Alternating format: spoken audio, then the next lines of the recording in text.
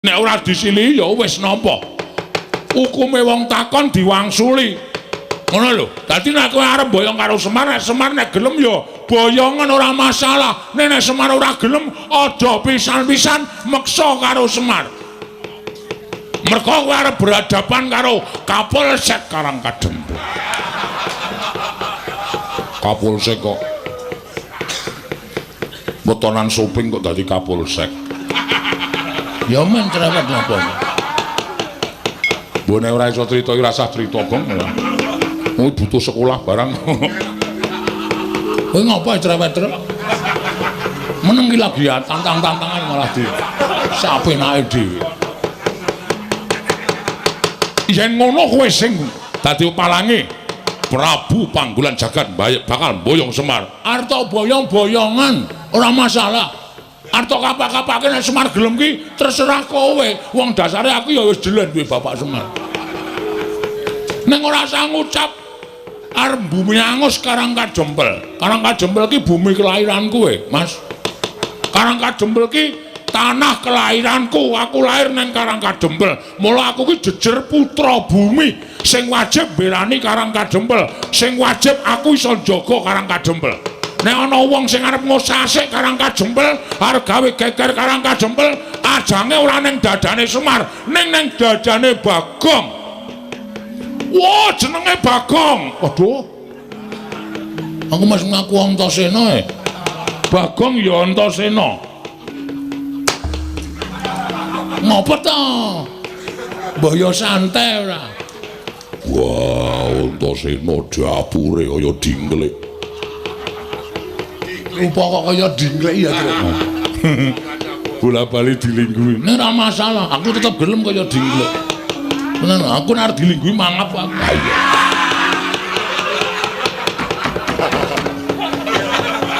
Mangap. Dadi kowe sing dadi palange Prabu Panggulan Jagat dasar kepara nyata. Arep nang kene iki akeh satriya akeh Nalendra. Neng kowe rasa kuwatir, kowe adepane karo aku. Aku nek diwangi para Nalendra aku ora gelem. Katentreman, kabagian, kanikmatan ning kawula Karangkadempel do mapan ning Karangkadempel kanthi tentrem kuwi nang pundhake Panakawan Bagong. Dadi kowe rasa kuwatir, aja wedi kowe nyawang karo satriya-satriya iki. Satriya-satriya iki tamu kabeh. Nah umpamane iki dadi gelut antaraning kowe karo aku, sing nandangi ya meng aku. Waladal. Cengengesan. Kandhane malah mangan apa kok gumoh-gumoh. Lho, aku ki guyu ora gumoh. Ayo kowe rasa kokean gunung tanpa guna. Nek kowe arep gawe geger Karangkadempel, Bagong sing ora trima. Weh, ladal. Yen ngono kowe wani karo aku, sing tak wedeni apamu? Wah, yen ngono nang endi papane wong neter kanthi dayan. Kaya apa aku sing bakal tekani mati, kowe mati aku mboyong Semar. Aku mati, Semar lestari mapane ning Karangkadempel. Weh, lah kaya ngono ucapmu kowe, ha? Ora ngerti Bagong nek wis nesu tenan. Wis tak antepi kowe nandhang karo Bagong.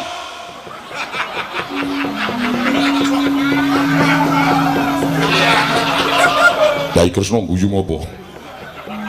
Bagong ini lho. Latri nyawang nesu kok sarepe dhewe. Ngomonge cepete ra jamak-jamak. Ratune kok ya betah-betahe ngono lho. Wong saka kene ambune kuwi abape bathang tok kok. Kok ya ratune iki tanpa lunga. Warane karo bawenan. Arwani karo Panakawan Bagong. Aku wis ngentekke raja kaya kowe iki 6 akhir-akhir iki. Gandak blagunduk suaru gembal. Sumerante, hawala. Dipol ndak tompo. Ora liwat. Salam taklimku katur ngersaning Semar kakangku. Angge kula pundi ngejimat dayanana ing kasantosan. Lah. Nolo gareng Petruk Bagong.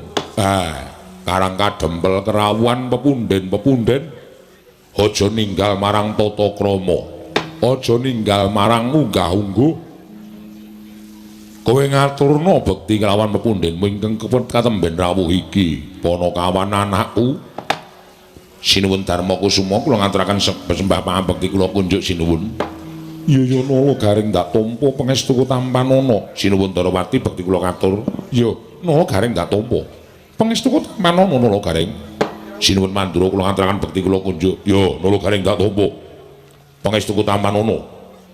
Ndara Werkudara bekti kula nggih Den. Nala Garing ndak tampa pangestu Tampanana. Ndara Janaka bekti kula katur. Nala Garing ndak tampa pangestu Tampanana. Dipun sami dipun sekecakipun anggenipun lenggah. Rasa kesusu to Reng. Ayo mbakekke ratu-ratu iki gugup Petruk aku. Dipun sekecakaken anggenipun lenggah. Ya Nala Garing wis ora kurang kepenak. Iya, Nala Garing kaya ora kurang prayoga. Sinuwun Darma Kusuma bekti kula kunjung nggih Ndara. Ya Petruk ndak tampa pangestu Tampanana. Sinuwun Durawati bekti kula katur. Iya Petruk ndak tampa pangestu Tampanana. Lho nggih. Sinuwun Mandura bekti kula katur nggih Den. Ya Petruk ndak tampa pangestu Tampanana Petruk. Kula pun dinggo jiman paripin dayana ing kasantosan. Ndara Werkudara bekti kula kunjung nggih Den. Wah Petruk ndak tampa pangestu Tampanana. Lho nggih sangat anggen kawula ndadosaken jimat. Ndara Janaka bekti kula kunjung. Iya. Petruk kantong bolong ndak tampa pangestu Tampanana. Kula pundi nggo jimal paripin dayana ing kasantosan. Sami dipun sekecaken anggenipun lenggah nggih Ndara. Iya Petruk kaya wis ora kurang kepenak. Yo Panakawan kaya ora kurang prayoga taku ning Karangkadempel. Sinuwun Darma Kusuma kula ngaturaken bekti kula kunjung nggih sinuwun. Iya Bagong. Ndak tampa Panakawan Bagong pangestu Tampanana. Lho nggih. Sangat anggen kawula ndadosaken jimat paripe. Sinuwun Karasena. Kula ngaturaken bekti kula kunjung nggih sinuwun.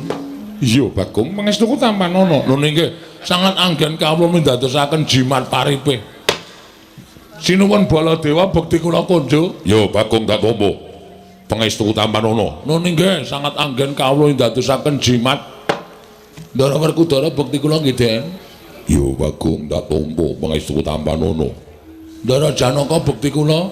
Iya Bagong ndak tampa pangestu Tampanana. Bektiku katur ya Reng. Oh iya tak tampa. Pangestu Tampanana. Truk bektiku katur. Ya Dik. Bagong pangestu Tampanana. Bapak Semar kula ngaturaken bekti kula kunjung. Iya, lha kok beda karo adat sabene kowe ngaturke bekti karo bapak. Gawe gedene atiku Bagong pangestu Tampanana. Mugi-mugi saged ndadosaken jimat paripe Bapak Semar. Iya. Dipun prayagaken anggenipun lenggah, Pak. Iya Bagong kaya wis ora kurang kepenak. Kowe ya semono uga prayogakno anggonmu lungguh. Nah nggih ngestakaken dawuh. Niki wedange metu jam pinten, Pak? Mergi niki sing rawuh priyagung nek mboten dipun paringi unjukan mengke dirasani dikira Semar niku wong sekeng, wong ora duwe, ming nyuga wedange kok ora kuat. Ya wis mengko tak nehi sasmita nek kowe arep ngladeni bendara-bendaramu. Nun nggih ngestakaken dawuh Bapak. Sinuwun. Enten apa rawuh wonten ing Karangkadempel? Sajakipun nawung wigatos upami Semar menika kadak wilepat. Lepat kula mapan wonten ing pundi? Menawi mangke pinanggih kalepatan kula badhe kapatrapana pidana kula mboten badhe selak. Ning nek Semar niku mangke badhe nampi ganjaran terus lelabuhan apa sing pun kula tindakke Ndara. Kula ingkang ngabdi pun Semar nyadong dawuh Den. Kakang Semar, kula wonten dawuh ingkang sepisan praptaning para Pandhawa tetinju kelawan kananing Kakang Nayantaka. Jernatane Kakang Semar kuwi mujudake satunggiling pamomonging para Pandhawa. Darma Kusuma lan sak kadang kadhian rumangsa lamun ora dimong dening Kyai Semar lan ora entuk pengayomaning Kyai Nayantaka, tangeh para Pandhawa bisa mukti ngawibawa kaya ingkang lumaku saiki.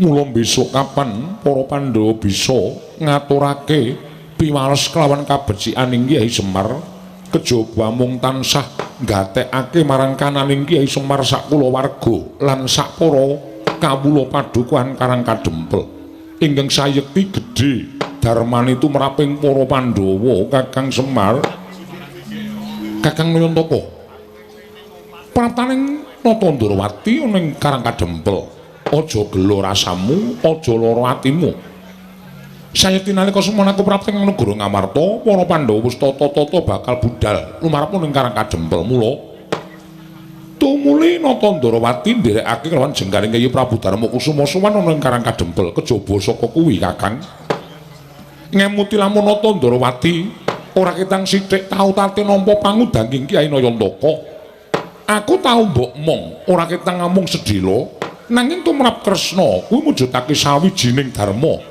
darmane Kyai Semar minangka pamong ingkang ngomong lawan Nata Ndrawati mula ora aneh lamun tumuli panjenengan ingsun nderekake lawan jenggaring Kyai Prabu Darmakusuma sowan nang Karang Kadempel Kakang Semar semono uga praptaning Baladewa iki nderekake marang Kyai Prabu Darmakusuma ingkang sayekti sowan nang Karang Kadempel mula jroning pendhapa padukan iki mengko bakal ngrembug perkara apa Baladewa kepingin mirengake marang sabdane Kyai Prabu Darmakusuma yen mengko apa ngrembug ana ing jroning padukan Karang Kadempel iki lereke marang kabecikan Baladewa ora bakal wisuh lumuh ngentasi perkara ning mesti bakal melu cawe-cawe sarta melu andombani marang lekasing Kyai Prabu Darmakusuma Kyai Nayantaka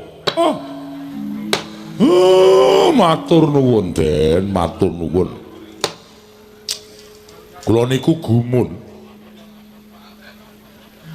wonten swasana ingkang kaya ngeten jagat niki wis kentekan wong apik donya niki wis kentekan wong becik saapik-apike wong mesti kesasapan watak ala niku wis dumadi enten jana luka mula kula ngaturke panuwun ngersaning Gusti dene speranganing tiyang ingkang gesang wonten ing jagat menika ingkang sedaya kula kinten sampun kesasapan watak angkara budi candala lah kok isih ana satriya sing penggali kaya pepunden kula Pandhawa kok isih eneng satriya ingkang penggali kaya ndara-ndara kula Pandhawa satriya ingkang ateteken ati suci pepayung budi rahayu monggo racak-racake wong kaya panjenengan menika angel ditemoni lho Gus angel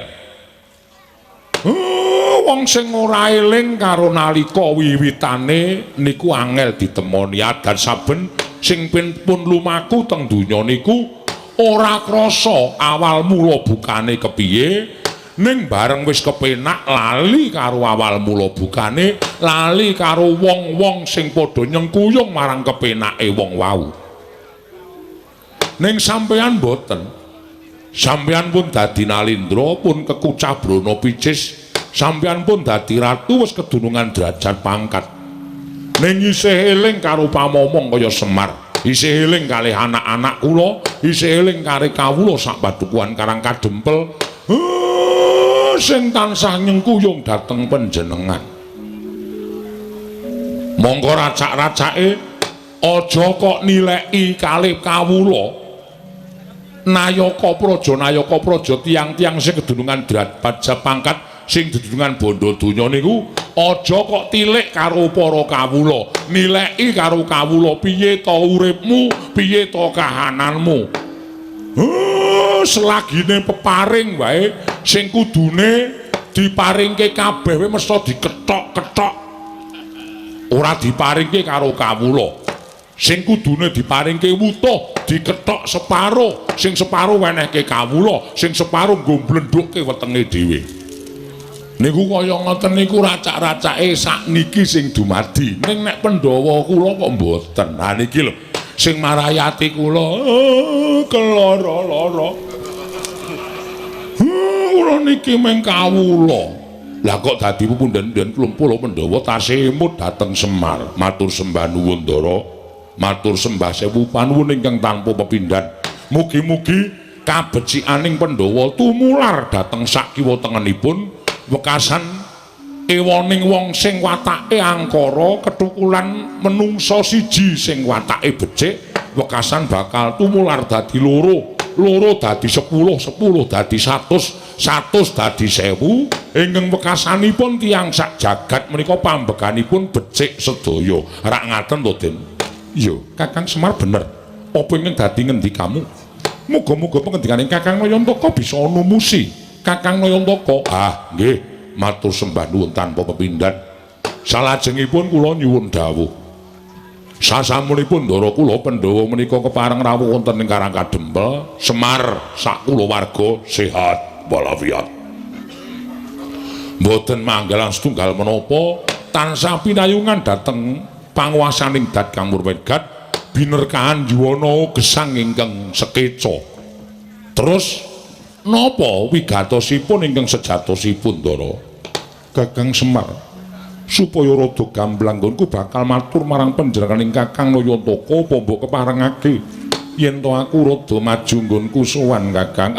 Niku langkung prayoga, Ndara. Monggo purba wasesa wonten asta panjenengan Ndara kula Puntadewa. Andrah ingkang Puspitorum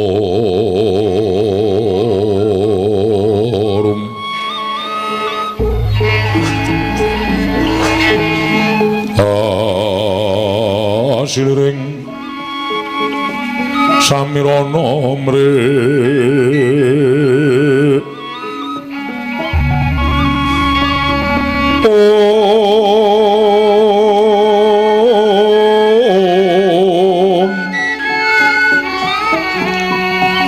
Sekar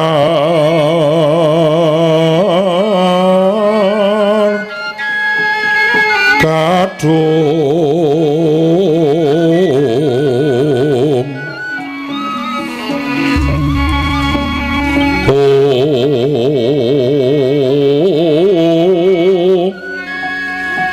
ngas kandanyo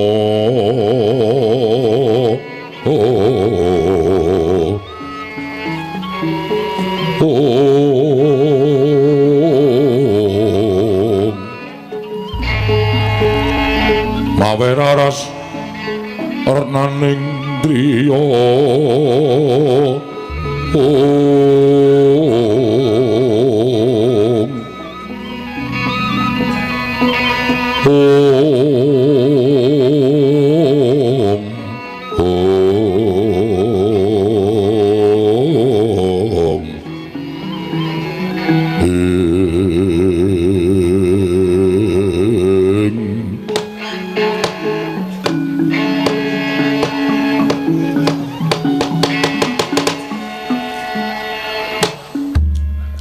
Kakang Semar, Kakang Nayantaka, tembang rawat-rawat ngebi tombok bakul sinambi wara pawarta binandunging karna nganti tekan talinganing sun.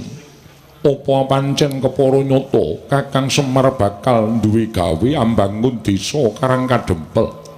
Kakang Maradyagi wangsulana pitakoning Nalindra Ngamarta iki Kakang Semar. Mangkir yen niku sing kandha sapa niku? Sing ngabarke nek kula lajeng bangun desa sinten? Akeh para kawula ingkang wis padha rerasanan satemah nganti tekan talinganing Nayaka tumulya piranganing Punggawa Ngamarta ingkang munjuk atur kelawan panjenenganing sun. Kakang Semar aja mbok tutup-tutupi. Aja nganti Kakang Semar duwe gawe para Pandhawa ora mbantu marang Kakang Semar dosa apa ingkang disandang dening para Pandhawa. Mula pitakoning Nalindra Ngamarta iki sayekti mung kepengin mireng wangsulaning Kyai Nayantaka. Apa pancen bener kaya mengkono? Yen to pancen kateman kaya mengkono ingkang bakal kelakon, Kyai Semar Pandhawa ora bakal wegah, Pandhawa ora bakal owel. Mesti sak biyantu marang Kakang Nayantaka, nanging aku nyuwun apa to ingkang bakal Kakang dadekake ning Karangkadempel. Tegese wewangunan apa ingkang jinangka dening Kyai Semar Badranaya? Apa wewangunan wujud gedhong ingkang magrung-magrung? Apa wangunaning bali desa? Apa wangunaning bali wismaning para kawula? Mula Kakang Semar kudu njlentrehake kelawan Puntadewa Kakang Semar. Sampeyan niku siji piyayine alus, angka loro jujur mboten nate tumindak ingkang mboten sakmestinipun, katiganipun mboten aneh. Wong jujur, wong ikhlas, wong sabar, wong ora nate tumindak dosa menika mesti diparingi keluwihan karo sing gawe jagat. Buktine Semar durung wara-wara teng pundi-pundi nek kula ajeng bangun desa. Lah kok sinuwun ngamarta pun prisa niki nek mboten pepethinganing titah pitataning jalma unusaning menungsa menika mboten badhe kelampahan. Yen to pancen mengkono bener, apa ingin dadi ngendikaku? Kiai Semar bakal bangun desa. Nggih, leres. Sabanjure apa ingin bakal sira bangun Kiai Semar? Gegayuhan kula bangun desa menika mboten bangun papan-papan sing indah, papan-papan sing elok, papan-papan sing becik menika mboten. Nanging bangun dhateng jiwa kamanungsaning kawula sak Karang Kadempel, sak desa Karang Kadempel. Supados tetep manunggal, rukun guyub, tetunggalan nyawiji, mboten dipun pisahaken menapa-menapa. Kula niku leng ngrukunke kalih kawula menika nganti sikil tak nggo sirah-sirah tak nggo sikil supaya padha iso ngerti marang kahanane. Lah sakniki pun dadi kaya ngeten niki, apike nggih kula becikke melih. Tegese kerukunan iki ya arep tak gawe sing saya apik, sing saya becik. Cobi to mang penggalih. Semar niku dudu sapa-sapa. Semar niku dudu sinten-sinten mung kawula. Kula niku mung batur. Nadan akeh sing ngendikake nek Semar niku Sanghyang Ismaya. Monggo le ajeng ngondo kali kula, le ajeng ngrasani kali kula nek kula niku Sanghyang Ismaya. Ning tumrap kula Semar niku ora rumangsa titising dewa. Kula nggih ming menungsa lumrah mawon. Lah kok dadi akeh piranganing kawula sing sami mlempak wonten ing Karang Kadempel kepengin urip teng Karang Kadempel. Malah tiang-tiang manca negari, tiang-tiang liyan kebrayan, liyan desa, liyan negari sami mlumpuk wonten ing mriki kepengin cedhak kali kula, kepengin urip teng Karang Kadempel. Mula ora aneh nek Karang Kadempel niku dadi papan sing maneka warna. Tata basa maneka warna. Werna kulit maneka warna kapercayan. Ning alhamdulillah nadyan beda kapercayan, nadyan beda werna kulit sedaya tetep iso manunggal teng Karang Kadempel. Den niat kula mbangun desa menika supaya kahanan Karang Kadempel menika supaya luwih becik. Napa-napa niku nek luwih apik mesti dadi kemerening desa tangga teparo. Napa-napa niku apike diwiwiti saka sing cilik, ora ujug-ujug gedhe. Nek ujug-ujug gedhe mengke nek kimpes mbebayani. Iya, Yai Semar. Napa-napa ku nek kepengin dhuwur nggih kudu liwat undak-undakan. Utawa mbaka siji wekasan tekan dhuwur. Ning nek tekan dhuwur mak clingkrik niku biasane le tiba gampang. Iya.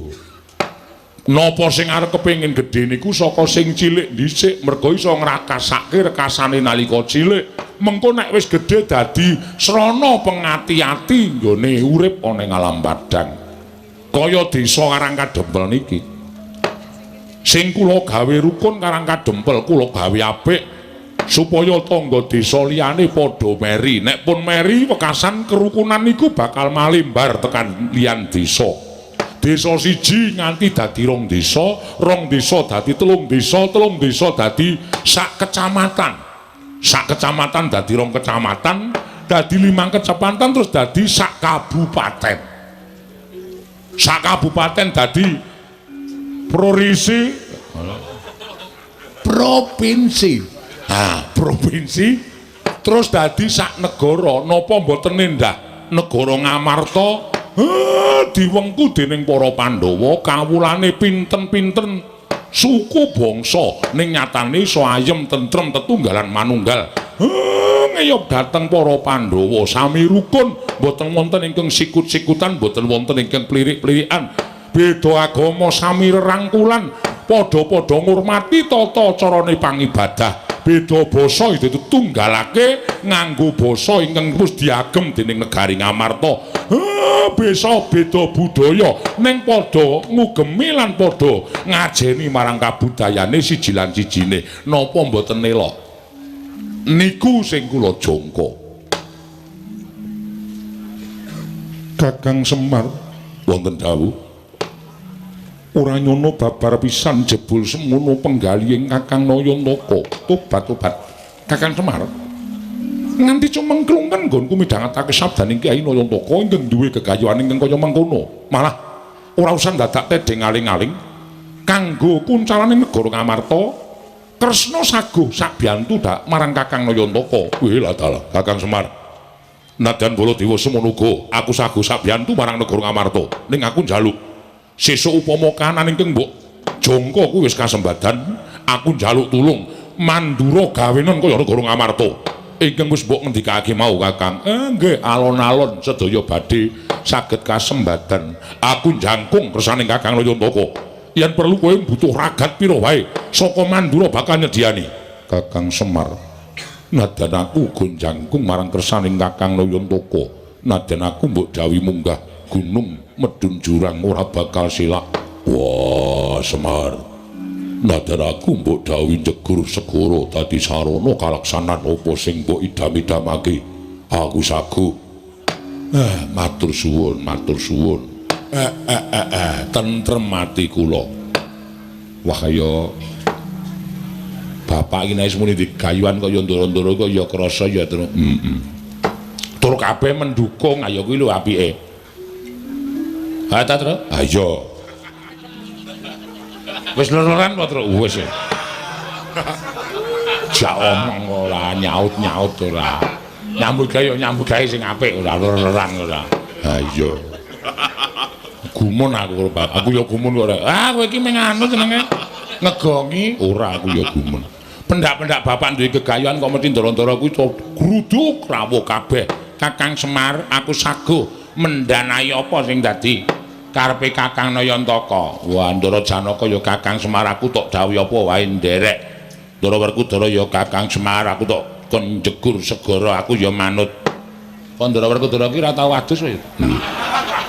Ora tau waduh aram jegur segara iki maksude golek syarat srana ka bapak supaya iso kelakon penjangane sing mesti digayuhane bapak sing dikendikake mau iso kasembadan. Bapak nek muni ngono kuwi itu dadi geni. Apa iya? Heeh. Wah, rasa nggawa rek. Tegese itu dadi geni iki apa sing dingendikake dadi kasunyatan. Mula deloken nadyan ki nalindra. Oh, piye? Apa ora gleleng? Pak, sing perlu tok jejeke kahanane nggon aku, Pak. Nggonamu ngopo? Wis nggon aku kuwi perangkate jan ora sik. Entuk bantuan watu 4 truk ya mung disokke 2 truk nggo kawula. Ngono lho. Dadi potongi arepe piye? Kan iki dienggo apa jenenge?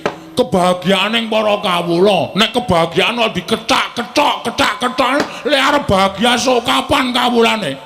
Iku kudu tak urus, Pak. Wong-wong sing kaya ngono kudu disingkirake. Sabar ditandani. Dandani ra iso dope ilang. Padake ban wae. Dope ilang. Mula kudu dibenerke. Arep apik ki nayakane ya kudu apik, perangkate ya kudu apik. Perangkate ora apik percuma.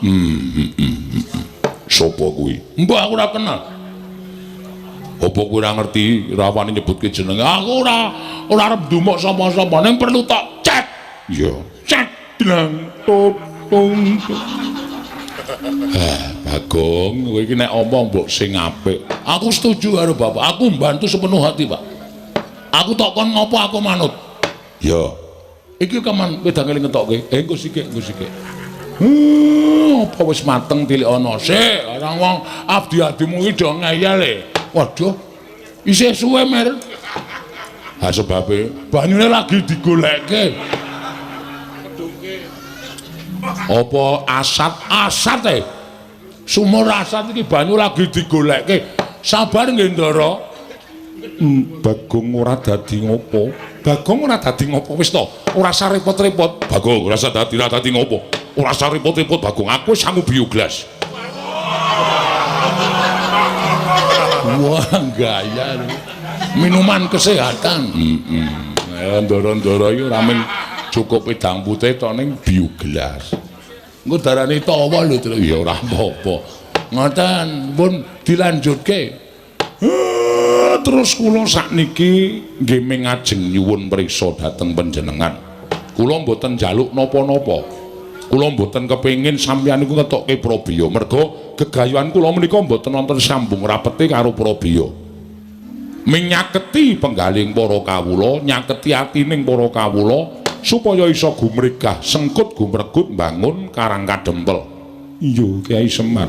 Ning kene Kundara. Ujaring para sepuh nyebataken, ujaring para kaki-kaki sami ngendikaaken. Wong ki nek duwe gegayuhan, wong ki nek duwe pepinginan, adat sabene pepinginane arep ketekan, gegayuhane arep kasembadan. Niku adat sabene biasane godane sok nyepaki, godane sok nekani. Mula bab godha menika mangke wujute napa ndara-ndara kula suwun ampun ngantos wisuh lumuh ngentasi perkara. Ning mang bantu Semar Badranaya. Awit kula niku wong sing ora kuat tumandang karya ijen. Anak-anakku ya ming kawula, anak-anak kula niku ya ming batur.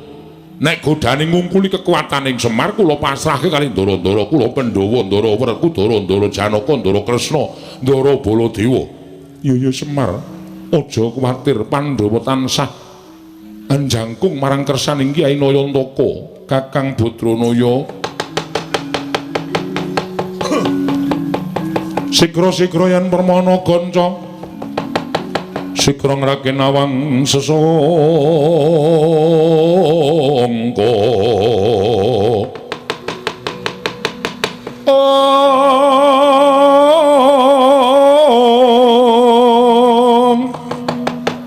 Nalindra mbak marwa sing sang katriku mulung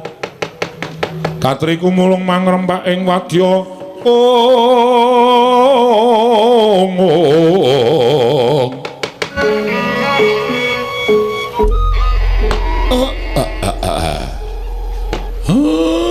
rumangsa ora dolanan kelut. Iki kok malah ana Nalindra sandhangane ting Srimbang ora karu-karuan. Sajake Ratu Sugih. Iki sapa Bagong, iki kancamu apa? Kok kaya Jumina ta iki? Sing sok nang omahmu ae apa? Heeh, udu. Kae sandhangane ting Srimbang ning suwek-suwek. Iki udu. Oh ya ora tepung aku, Pak. Nuwun sewu sinuwun. Sampun dinten kula tumambuh yekti saweg sepisan menika kula wanuh. Panjenengan menika Nalindra saking pundi, sinten jejulukipun? Kula nyadong dawuh.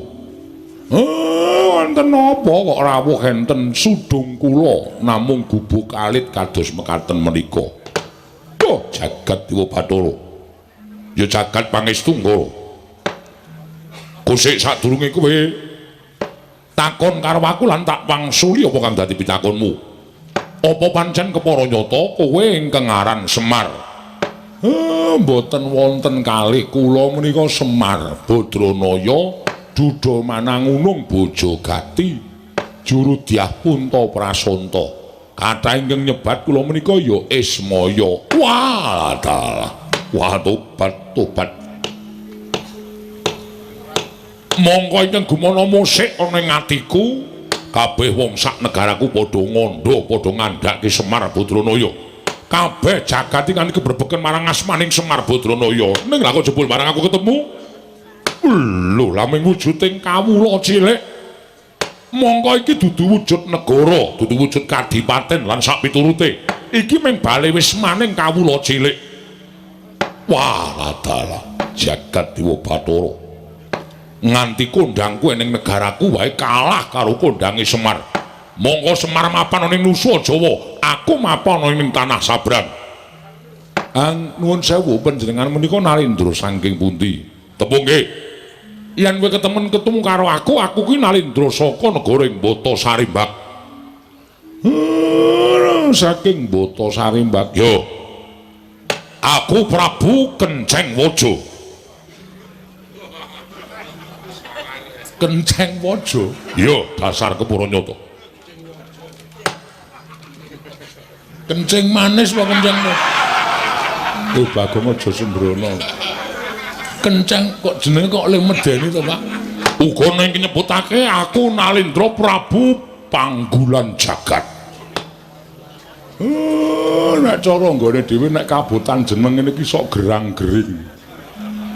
Iki kok malah teges wae. Sinuwun Prabu Panggulan Jagat saking Bata Sarimbak dasar Puranyata. Wigatosipun menapa? Rawuh wonten ing Karang Kadempel. Gusti, aku gumun karo kowe. Gumunipun ing atase kowe iki Semar Drajating Batur. Lah kok iki akeh piyayi-piyayi sandangane ora panging sandangan cara Nalindra. Saora-orane cara satriya. Iki sapa Semar? Ingkang wonten wingking panjenengan menika Nalindra Ngamarta Prabu Puntadewa. Prabu Puntadewa? Inggih. Walah dalah edian. Prabu Puntadewa kowe nganti rawuh ana ing Karang Kadempel. Ora kok Semare sing tekan negara Ngamarta, Puntadewane sing rawuh mrene iki. Kowe iki wong elok apa piye? Mboten, kula namung kawula lumrah kemawon. Ingkang wonten wingkingipun menika Nalindra Ndarawati Prabu Sri Bathara Kresna. Walah edan tenan. Prabu Sri Bathara Kresna ki wong sak negara wis padha tepung kabeh. Nalindra kang paningal 1000 dasare titis Sang Hyang Bathara Wisnu. Rawuh mrene ora kok kowe sowan mrono. Niku pun biasa. Edan kekuwatan apa? Lah ming rupane kaya ngono kok ratu-ratu do tekan kene. Ingkang wingking menika Prabu Baladewa. Prabu Baladewa, ratu saka negari Mandura. Walah dalek. Lah iku sing dhuwur jemat niki Ndara kula Ndara Werkudara. Sapa? Ndara Werkudara. Ndara Werkudara. Raden Werkudara Bratasena. Nggih. Wah, iki. Aku kanugrahan. Aku iki kedianan karo Raden Bratasena, satriya sekti kalintang jayaning perang bebasan tinatah mendat jero menter tinumbak bengkung sinuduk putung. Neng negaraku Semar kuwi tak kandhani. Kawulaku padha kedanan karo Raden Bratasena nganti omahe dipasang gambare Raden Bratasena. Wah, mergo saka kondange Raden Bratasena saka nggone digdaya kliwat saka ukuran manungsa lumrah. Mangke riyen to. Kawula sampeyan niku majang gambare Ndara kula. Ya, kok mboten majang gambar sampeyan? Mongko sampeyan iku sing dadi ratune kawula sampeyan, kok gambar sampeyan mboten dipajang napa mboten lara ati? Lho, lara ati nggo ngopo?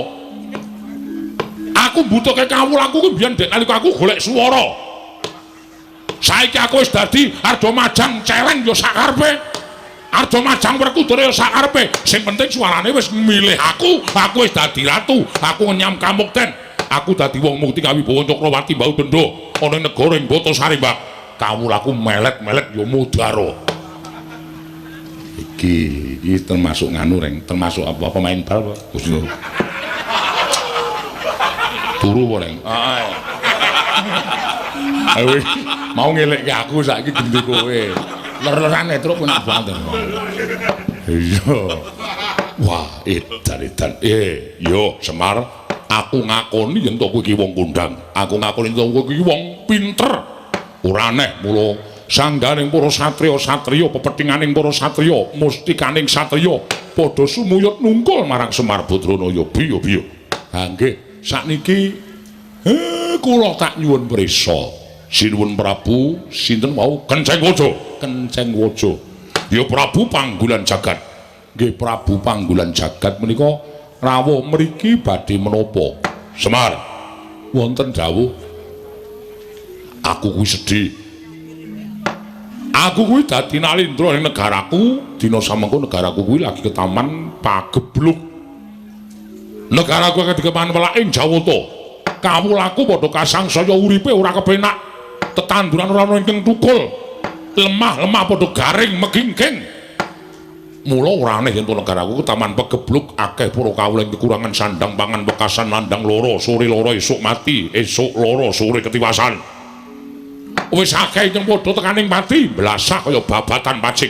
Mongko aku dadi nalindraning para kawulaku. Aja nganti aku dirasani dening para kawulaku, mula aku mbudidaya ngupaya srana supaya negaraku entuk tamba bisa uncat saka pagebluk ing tumama.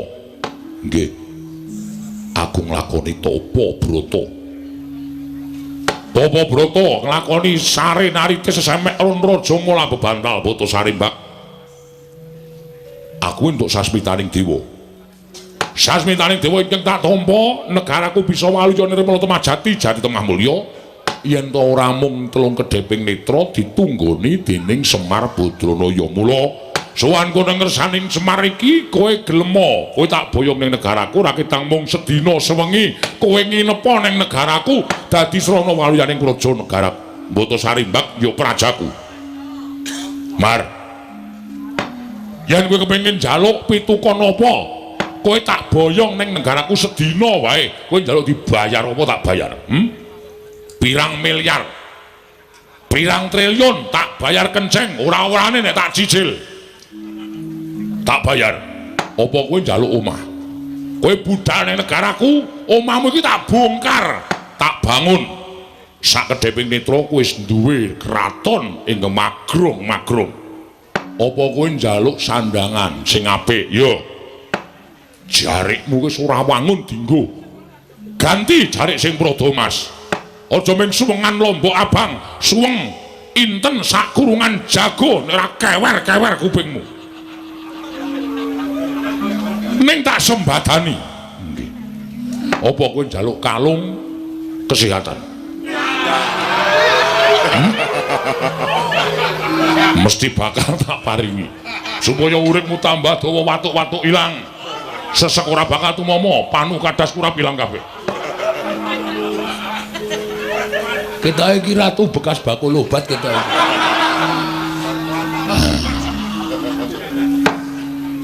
Ning yen kowe njaluk ijol wujude lemah pirang hektar bakal tak tukokake waton kowe gelem tak boyong ning negaraku Mbata Sarimbak.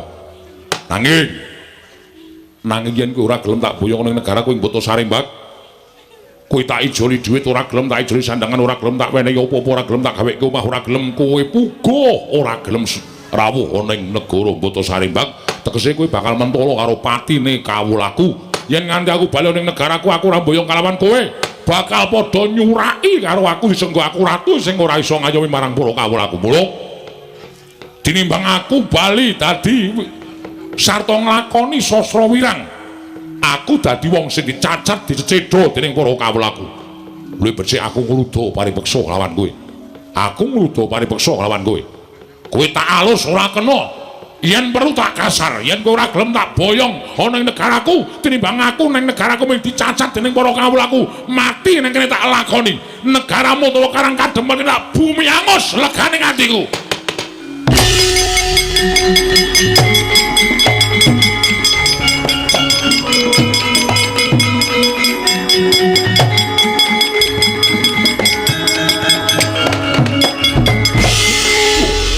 Sowoy. Aku ngucap bumi angus Karang Kadempel kok ana menungso matane gedene Rajamak-jamak. Iki sapa iki? Rekna mripanmu gatena gobokmu. Putrane Ndara Werkudara Raden Antasena.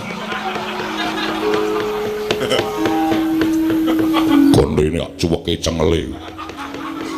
Nilai sedela. Moh. Alah, moh. Sapa iki? Iki dudu anake Ndara Werkudara, iki teleke Ndara Werkudara. Aku anake Semar, aku Bagong aku. Wah, Bagong. Wah, iki oke kawulaku ya sing tepung karo iki. Jarene wonge lucu, ya iso, kejem ya iso. Lho, lucu ya iso, kejem ya iso. Kaya sagedagan iki aku aja tok anggap bergurau. Ata aja anggap sembrono. Ning kata-katamu sing kliwat saka ukuran kowe arep boyong karo Bapak Semar. Sapa jenengmu? Prabu sapa? Kenceng Gusi, Kenceng Waja. Kenceng Waja. Ora sak penakmu dhewe kowe ngrasani Karangkajembel. Ora sak kepenakmu dhewe kowe arep meksa karo Bapak Semar. Tak omongi ya, ning tanah Jawa kene iki ukurane hukume wong nyilih kuwi disilihi, nek ora disilihi ya wis nampa. Hukume wong takon diwangsuli. Ngono lho. Dadi nek kowe arep boyong karo Semar, nek Semar nek gelem ya boyongan ora masalah. Nek Semar ora gelem aja pisan-pisan meksa karo Semar. Mergo kowe arep berhadapan karo Kapolsek Karangkajembel. Kapolsek kok betonan suping kok dadi Kapolsek. Ya men cerewet napa. Bone ora iso crita iki rasah crita kong. Oh butuh sekolah barang. Kowe ngapa cerewet terus? Meneng iki lagi ya tantang-tantangan malah di sapenake dhewe. Yen ngono kowe sing dadi palange Prabu Panggulan Jagat bakal boyong Semar. Arta boyong-boyongan ora masalah.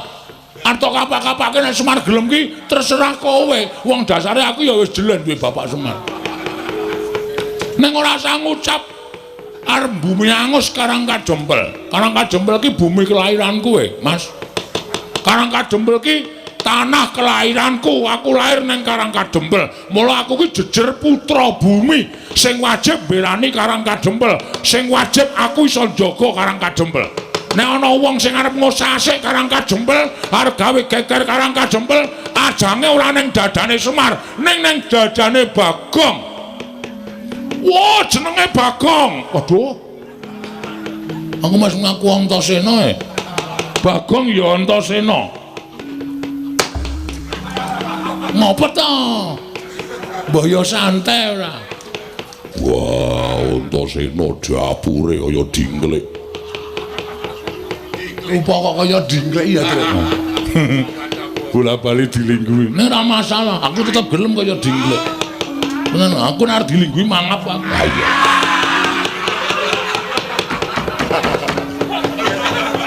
Mangap. Dadi kowe sing dadi palange Prabu Panggulan Jagat dasar kepara nyata.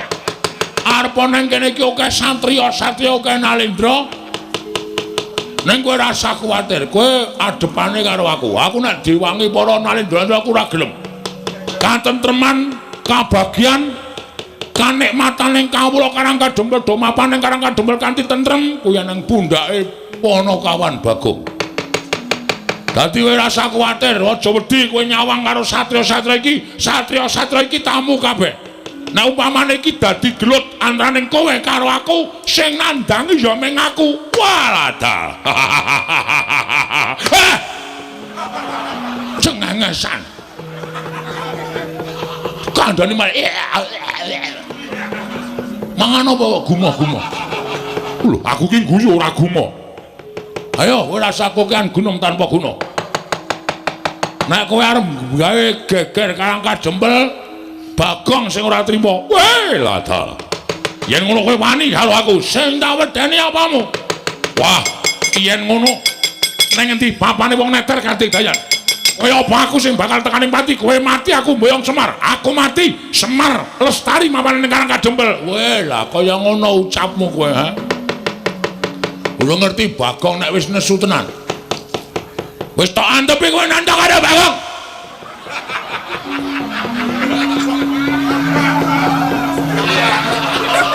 Baik Kresna guyu ngopo? Bagong niku lho. Latri nyawang nesu kok sakarepe dhewe. Omonge cepete ra jamak-jamak. Ratune kok ya betah-betahe ngono lho. Wong saka kene ambune kuwi abape bathang tok kok. Kok ya ratune iki tanpa lunga. Warane karo bawenan. Arwani karo Panakawan Bagong. Aku wis ngentekke raja kaya kowe iki enem akhir-akhir iki. Hah? Modar kabeh mungsuh Bagong. Dadi nek kowe arep kurang ajar karo Bagong, ketiban sikile Ndara Werkudara ora mati derajat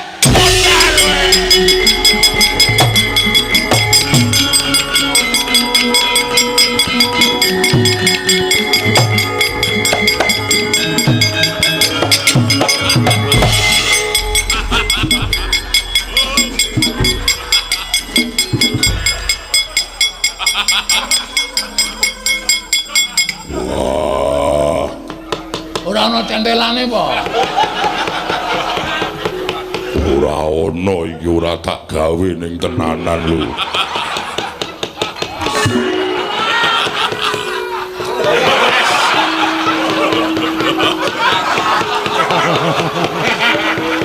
Sajake sing natah lali mbiyen. Kudune ana centelane kok ora ana centelane. Wah, Bagong gawe kaget. Gawe kaget pripun? Kowe muni tiban sikile Werkudara. Wah, jangka tendang wonge. Werkudara, lah kok dadi kowe melu-melu perkara iki? Werkudara, lah kok dadi kowe melu-melu perkara iki? Aku krungu Bagong muni ketiban sikile Werkudara, pecah sirahmu. Kaya wong kaget aku terus jangka. Sirahe ratu mau terus tak tendang. Wah, dudu salahku, salahe Bagong. Weh, kok sik, kok salahku ngopo? Wong aku ora ngopo-ngopo kok. Aku ra akon. Kula mboten akon sampean, kula mung muni ketiban sikile Ndara Werkudara, pecah sirahmu. Aku terus jangka. Sing muni akon sapa? Aku ora mung ngomong to. Sampeyan iku sing kagetan. Wah, edan. Ora edan iki tenan. Ora ana wong Jawa kejaba aku, "Ndara, niki mang tendang." Iku kalimat perintah. Berarti sampean kula kon. Nek kula muni ketiban sikile Ndara Werkudara, apa ana kalimat perintahe? Ora ana to? Wah, ampun rika ditandangi. Sing nantang ki kowe, sing nendang sapa? Sing nendang daramu Werkudara, sing nendang tanggung jawab. Aku amen padu. Ora ngopo-ngopo. Pripun Den? Wah, celek. Kapusan karo Bagong.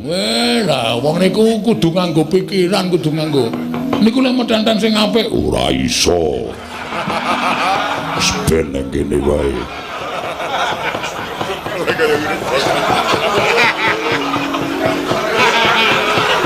Sajake lali dinggeti sithik ngono lho.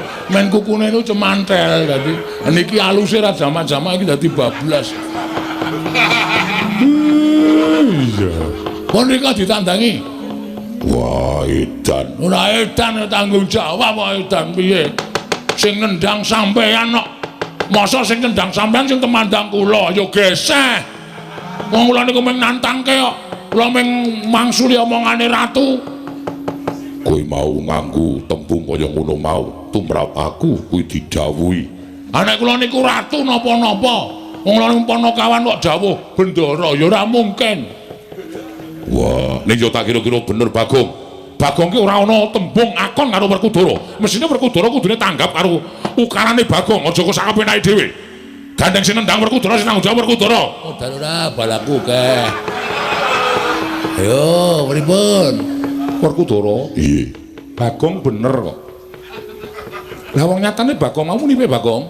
Ketiban sikile Werkudara. Lho, kuwi ora ana ukara dawuh to.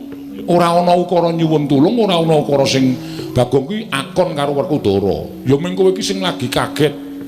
Wah, leran. Bocah nular kok, Reng. Mau aku kowe terus saiki Ndara Werkudara. Nggih terus Duryudana kok. Oh, apa Bagong truk edan ora. Ampun sare. Ora Pedro.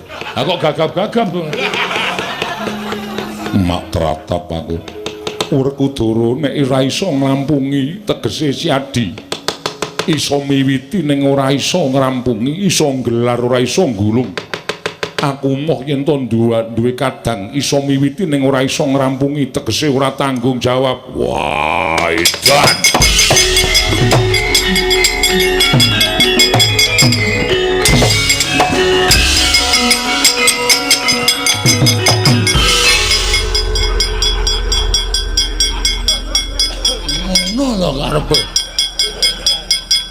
mengar lungae kok ngantel ndas. Gong. Nek krungu lho. Ora ngajar ora penyakit ora tututane to. Aja rasa. Aku padake cah jireye. Dianggep aku wong lho wedi karo Ndara Werkudara. Tua-tua Bagong. Ame mlayu kok ngantel sirah. Iki perkarane ratu ora karo Werkudara. Ning saiki diganti Werkudara karo Bagong. Gong, rasa edan kok.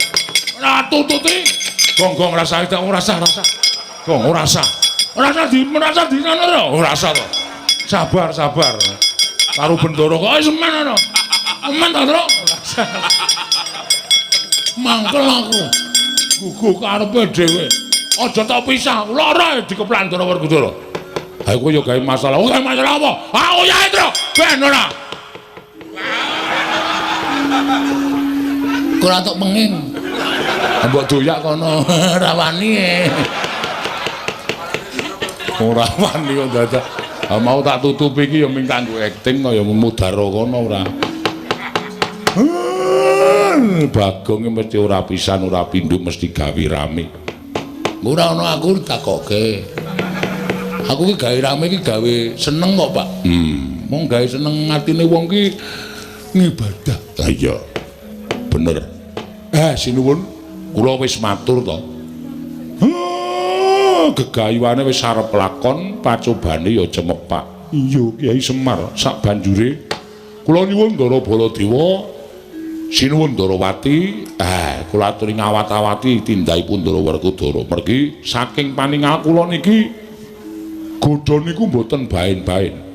Iya, Kyai Semar, yen to ngono aku nyuwun pamit metu njaba. Iya, Semar aku njaluk pamit metu njaba. Aku ya tak metu njaba wae, Pak. Iya. Kowe lho prak ngono lho. Aku wis apal aku. Ha iya. Aku mulane ra seneng karo Ndara Werkudara. Sithik-sithik ngampleng. Apa dhek iki terus wong top ngono apa piye? Terus aku dianggep mung wong kere, mung wong kawula mung abdi terus ndase nggo keplak-keplakan apa piye? Anggepe kok dume awake gedhe. Coba padha karo aku tantang mentah-mentah. Sapa? Werkudara. Upamane Werkudara ki, Ndara Werkudara padha karo kowe. Wah, wis tak sikat wingi-wingi. Amarga dhek iki gedhe, gagah perkosa. Aku nek menang saka ngendi? Kowe ngerti dhewe to mau nothok ndasku ning Padukan Karangkandel mau? Heeh. Sarta upama padha nu dedeg piandheke padha. Ya ora padha dhek dhuwur sithik lah. Oh. Sikat wingi-wingi. Tak adus, Gong. Hah? Tak adus. Rak baratus to kowe? Heeh, aku tak adus ning kali kok kaya penak banget. Menan asli wong padha niku tak antil wingi. Sayange kok gedhe kono.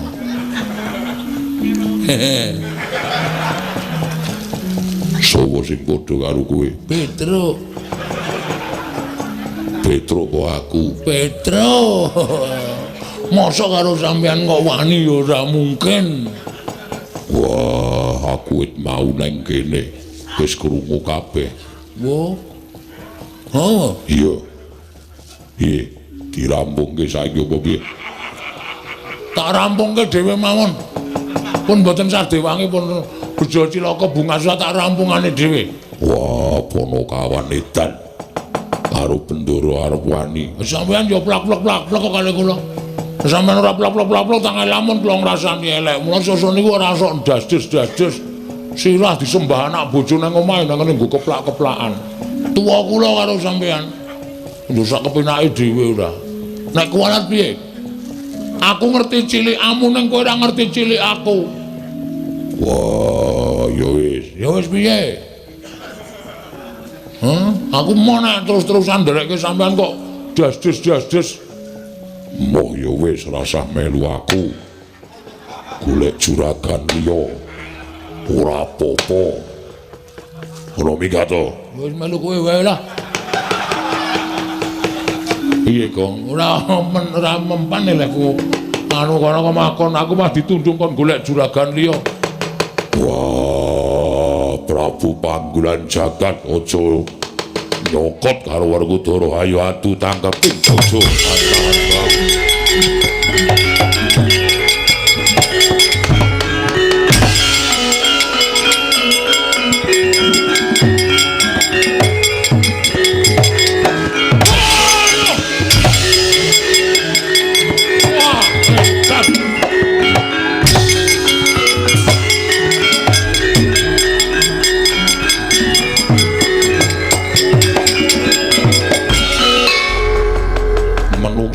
tatanan. Kekuatane ngedap-edapi biyo ya. Wah, saben sikile diuncalke lah kok tumomo ning dodo sesek. Sumrepet panonku kaya ora weruh kiblat. Raden, aja mbok kira aku mung tekan semene. Kowe kuat nadai pusakaku Kyai Candrawirayang. Kowe iso urip kena Candrawirayang. Cilike kowe isih iso ngadeg aja dundang Prabu Panggulan Jagat. Lakon tak tibani pusaka Candrawirayang kowe ngletak ora eling dadi bandaning Prabu Panggulan Jagat keparat.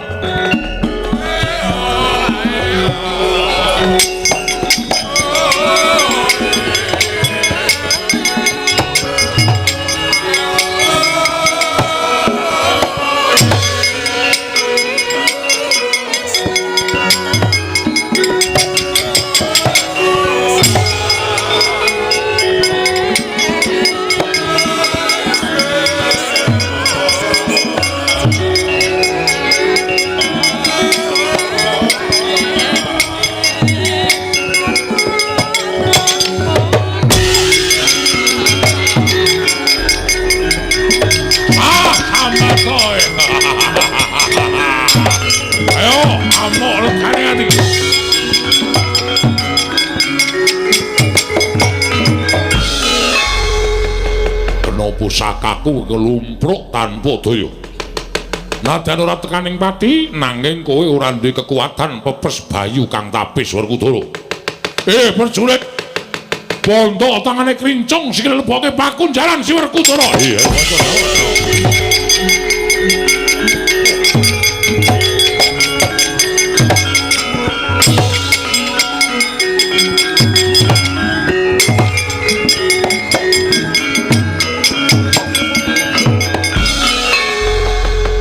sawanska kadohan nadyan aku durung tau tepung nanging kae jaring akeh padha nyebutake entuk Raden Janaka satyane bagus Gaya Teja pengawak tirta pamlujenar kaya kencana sinanglik kowe arep mbelani karo dulurmu tuwa tiban pusakaku nyusul karo kadangmu Jodipati Waras.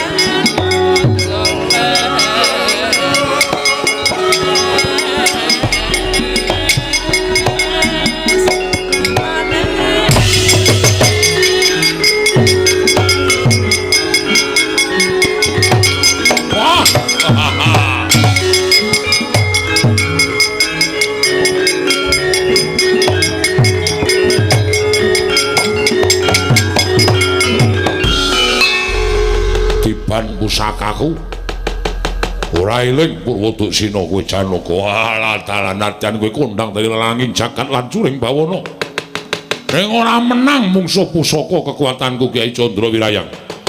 Prajurit iki leboke pakunjaran tatekke siji karo kadang itu.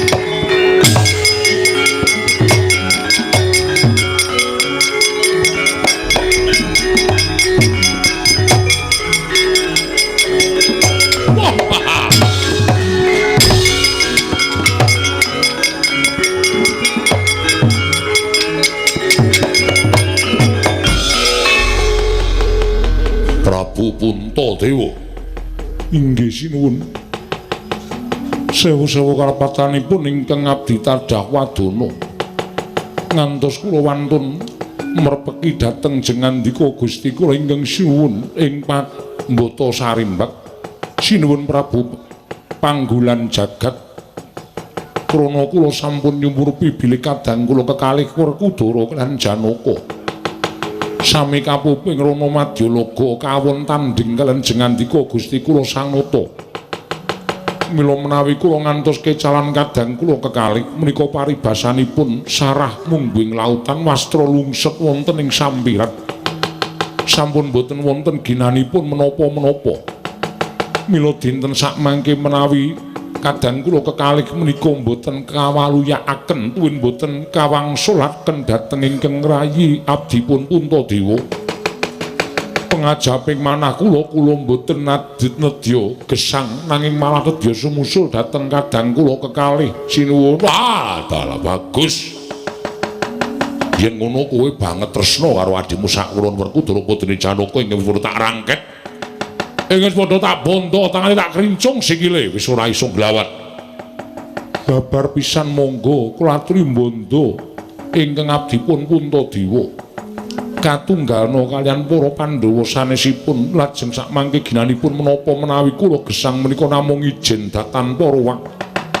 Mboten wonten sederek miwah mboten wonten kadang. Kula ingkang saking menika kula pasrah bongkokan dhateng paduka Gusti kula ingkang Sun Prabu Panggulan Jagat.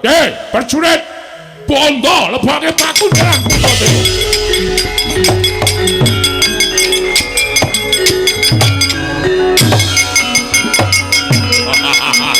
Ayo sapa meneh?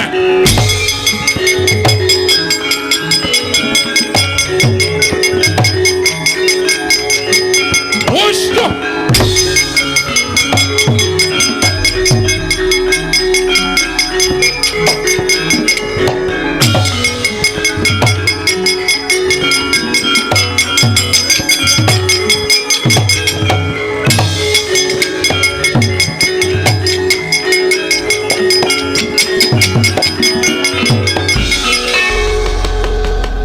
Petro mlayu-mlayu ning ngowo.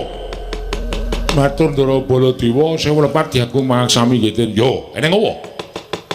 Piye kabare peperangan jroning Karangka Dempel? Werkudara ingkang nalika semana sagung ngundurake Prabu Panggulan Jagat. Lah kok dadi ora ana kabare malah kowe mlayu-mlayu kaya bocah cilik iki ning ngowo? Sewu lepat nyuwun pangapunten. Yo. Kula munjuk atur ngesanipun Sri Prabu Baladewa. Yo piye? Kok semanten kula nonton ingkang sami perang Ndara Werkudara nggih majeng, Ndara Janaka nggih majeng. Yo. Pinanggih kaliyan Prabu Panggulan Jagat sing ajeng boyong Bapak Semar. Yo sabanjure. Dumadakan sareng sami aben ajeng. Ndara Werkudara. Lho.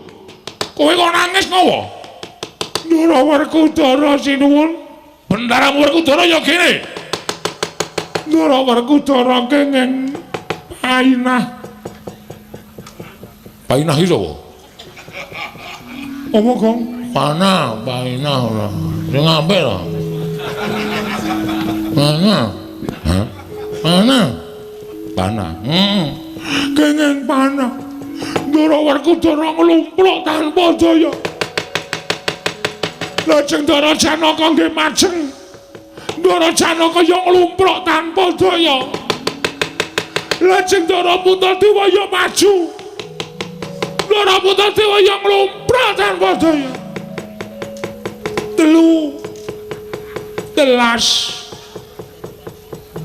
Telu entek piye? Telung piring entek. Gong ora sembrono ah. Gong ora sembrono to, pancal raimu. Ya wis. Ndara Puntadewa, Ndara Werkudara, Ndara Janaka kepikut musuh. Lah iblis lanak. Gugu karepe dhewe Petrus mingkro ratune tak golekane tak ajare kene ati yo.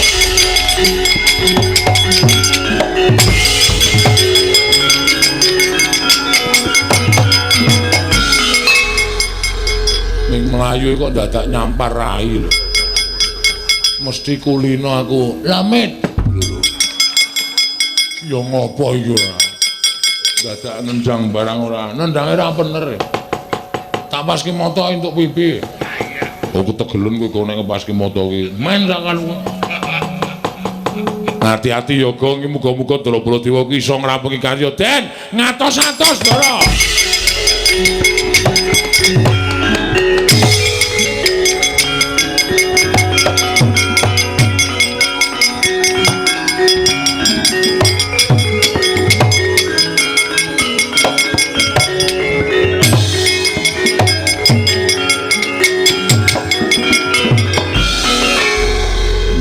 Mandura Prabu Baladewa. Aku ora butuh Baladewa. Aku ora butuhake Ratu Mandura. Ning kowe arep mbelani karo dulur-dulurmu sing wis tak rangket. Baladewa. Kowe arep mbelani karo Werkudara Janaka karo Puntadewa. Tiban pusakaku ora tak gawe tekaning pati. Ning tak gawe kewirangan nggonmu urip ana ing alam padang saka panguwasaning Kyai Candrawirayang Baladewa.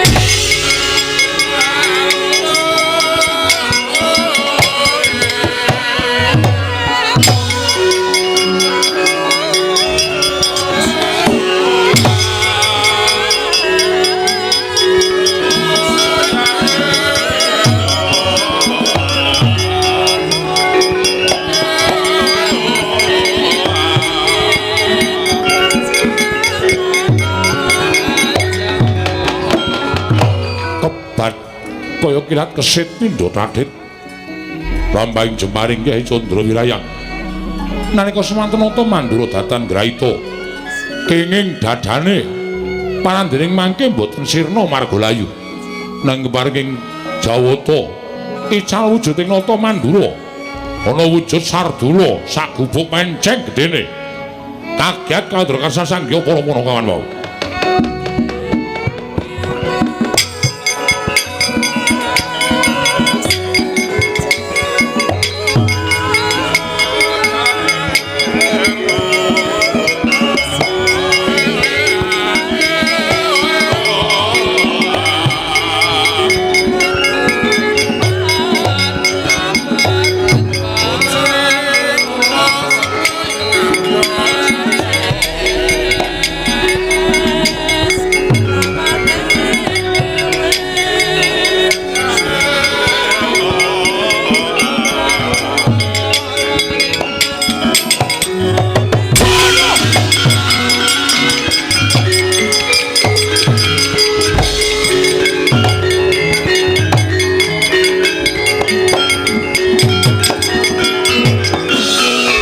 Maning jajaran sukertaning bawana wah menungsa licik kowe panggolan jagat durung babak kulitmu durung putung balungmu kowe ngentoke pusaka ana dadaning Baladewa menene yo yen berat jueng-jueng kuandamu den Ndara den riyen den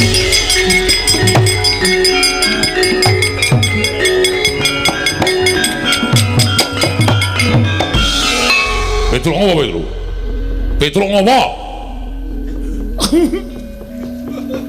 sampean kok mboten krasa sampean le tumbas jaket teng pundi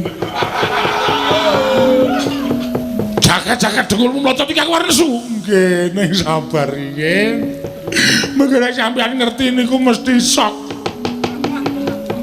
kucinge sapa ya Tru kucinge sapa dengkulmu mlocot ora apa iki anggota anggura ngarani anggura kok anggodo iki munyuk kok ana sing ngriwu-riwu lho ha iya kae anggura oh gedhe tenan iki jumbo iki kowe ngerti ora gong iso apa gong mbuh Den piye ngerti ra lho kok iso ngono aku dhewe ya ora ngerti ming Prabu Panggolan Jagat kok ngeculke selang biru mana selang iki apa kaya ngene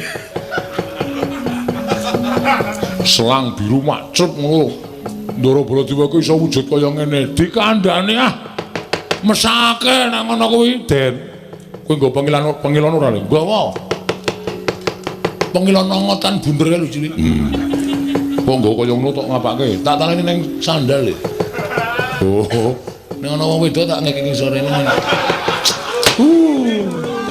nggo nginjen aku biyen senengane ngono kuwi to kelingan jaman semono tau konangan dikeprok buku aku wong edan kok kuwi senengane ora Den sampean mang ningali suku panjenengan to apa ora krasa wujude lho iki waduh mati aku kowe waduh Petro mati aku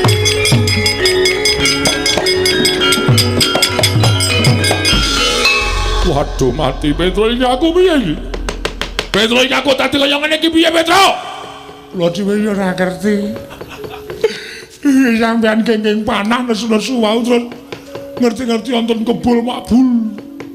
Ilang wujude Ndara Baladewa wujud macan. Waduh, Petro, ati aku. Lah iki aku ora iso bali nang Mandura nek wujud kaya ngene iki. Iki piye, Petro? Kula dhewe ya radong ratune ya digdaya tenan. Piye, Kang? Ana manut aku golek sirkus. Heeh. Iki didol ning sirkus payu larang, Tru. Tenan, Tru. Macan bisa bicara. Bakong tak kletak ndasmu, mudhar ora. Ora sembrono aku ki ratu, Gustimu didol ning sirkus ki apa? Rasa dijelaske malah.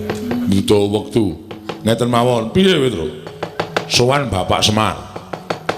Sampeyan wujud kaya ngeten iki kok sebabe apa, dalarane apa lan kudu kepiye?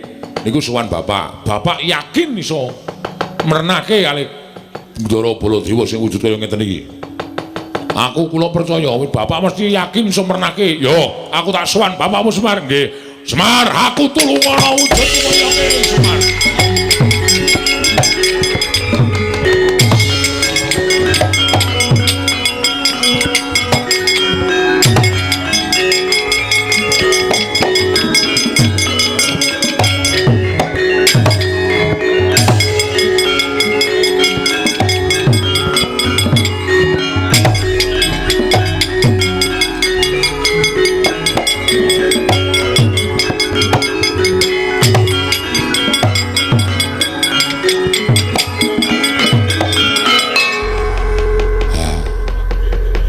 Petro iki sapa, Petro?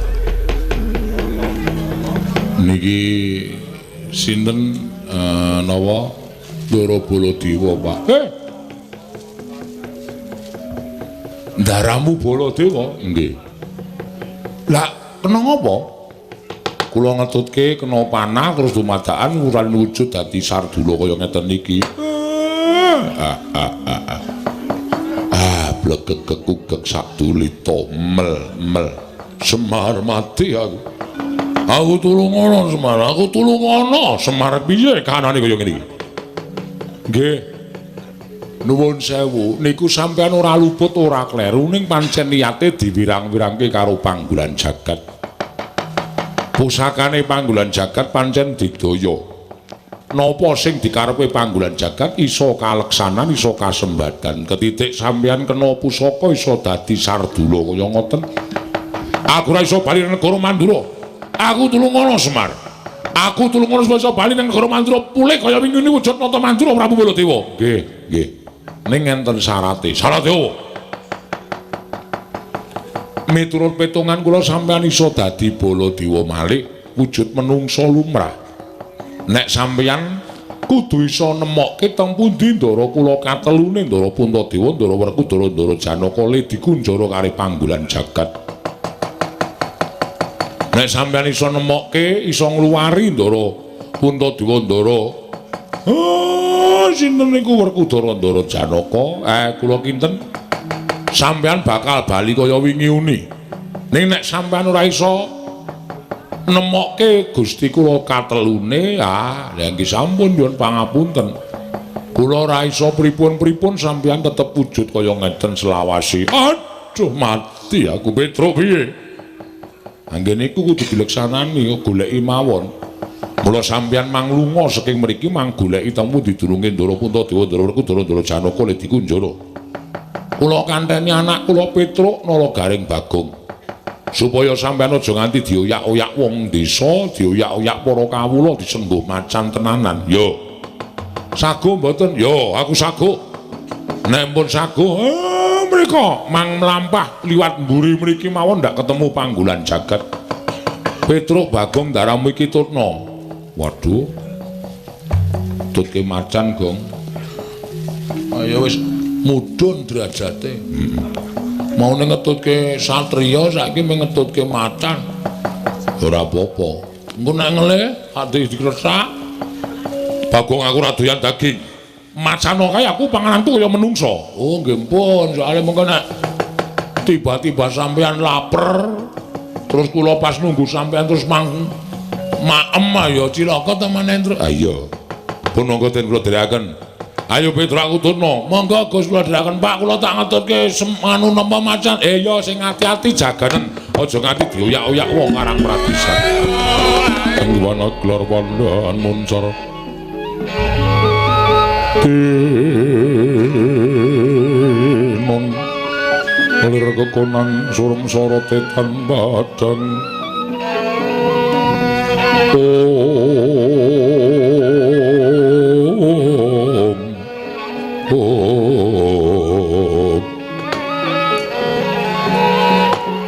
Nolo garing dalem den Petro wonten dawuh Ndara. Punakawan Bagong wonten timbalan. Wah, rumangsa bingung rasaku. Ndak kira gampang apa ya menyang didununging para Pandhawa ning kepikut mungsuh. Lah kok tinemune angel digoleki. Nadyan wis nasak pirang-pirang alas parandene ora iso ketemu kalawan ingkang Dak Upadi. Ning nggih ampun lokro, tetep kudu ditutuke. Napa sampean purun dadi macan terus kaya ngoten niku nek mboten kula nutuke. Nek kersa dadi macan terus kaya ngoten niku nggih pun kondur mawon teng Mandura. Mboten sang golek Indra Pandhawa. Lah wong sampean ya ora terus semangat kok ya. Matlangening kalangwan aklar pandan moncar tinon lir kekonang surum sorotetan badang kasor lan pacaring purnameng kekono dasari mangsa katiga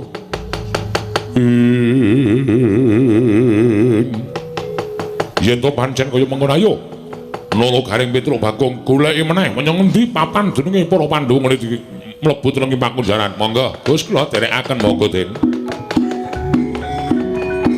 Kutha Pandhawa tata Gatilisraya.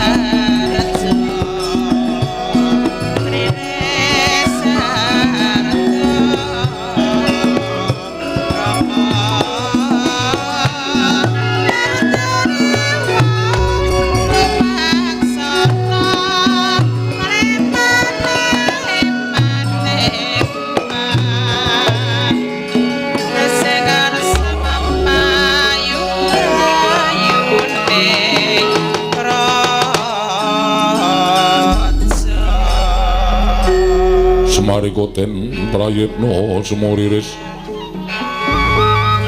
semuriris eko balik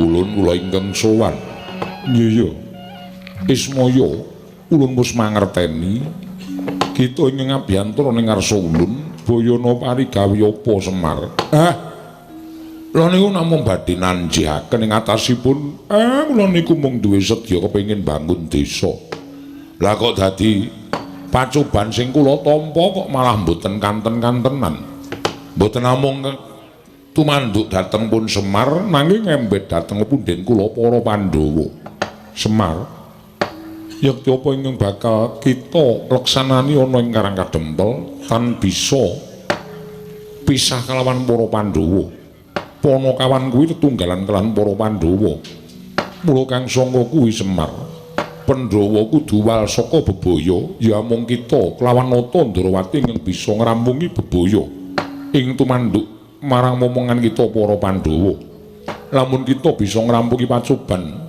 ingkang gawe sangsaraning para Pandhawa lumantar Nalindra Sabrang ingkang sowan ana ing ngarsa kita nalika ning padukan Karang Kadempel yen kita bisa mangrurah satru murka wujuding Prabu Panggulan Jagat yakti kita bakal ngerti sapa ta sejatine ingkang wis wani nggiri godha lawan apa kang dadi gegayuhan kita Semar gunjang ganjing langit kelap-lapaton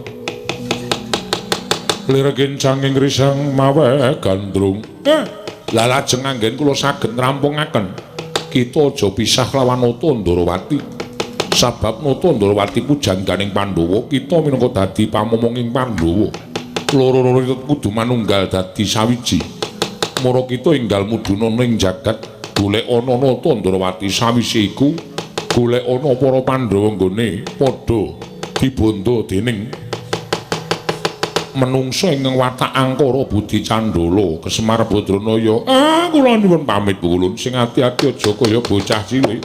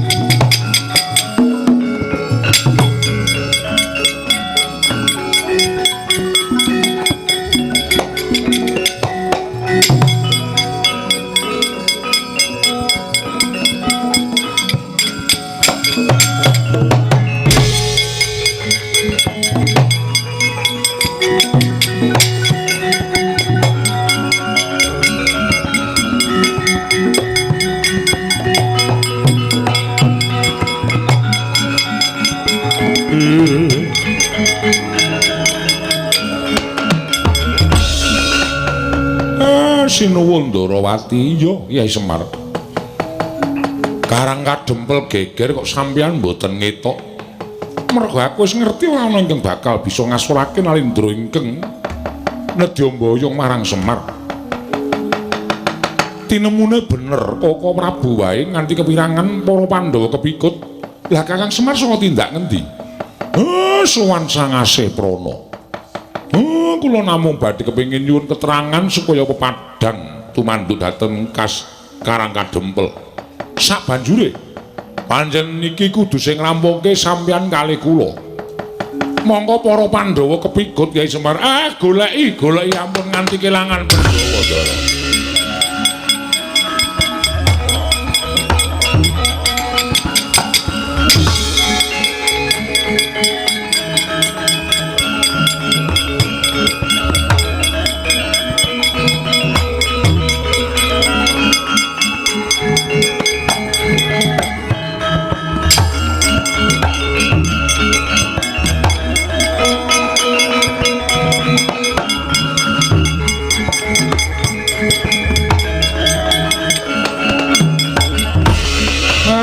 Mobang wangaruna katinetraning angka rapo sadaning kukiloring kanigara saketer kene dunganing konglir wuwu sing pini panca nalika semanten Pandhawa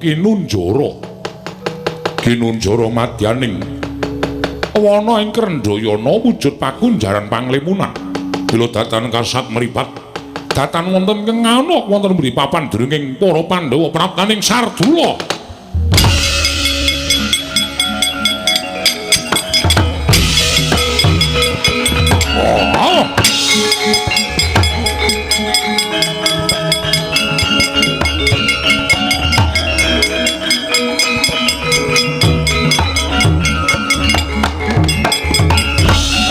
Petro wonten dawuh Den dina samengko wis kecandhak menyang endi dununging para Pandhawa sampeyan niku ampun ngawur wong niki alas kaya kenten kok kecandhak pripun yen ditonton nganggo netra waloka pancen wujude alas nanging iki ana wujuding pakunjaran mongko wujuding panglimunan tegese ora kasat mripat mula ora ana ingkang ngerti pakunjaran iki welatan mbok menawa lebete pepundhen Pandhawa sinuwun mbok jajal sampeyan budidaya supaya iso jebol pakunjaran iku jarine bapane sampe iso ngluwari para Pandhawa iso bali kaya wingi Ndara gunjang ganjing langit kelap-kelapaton lirkin sanging risang mawe gandrung tinebak pakunjaran dening Sang Sardula kedadosan saking Nata Mandura temah jebol punang pakunjaran Nata Mandura ingkang wujud Sardula bali kaya wingi uni